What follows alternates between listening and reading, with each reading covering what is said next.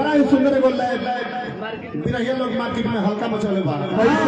वो कैसे छोरी को बना हरी में हरिया छोरी को बना हरी में हरिया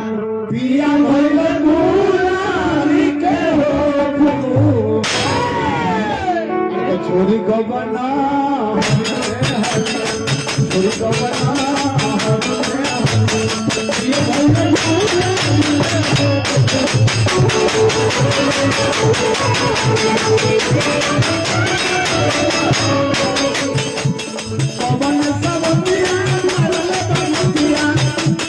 अपना गुजरिया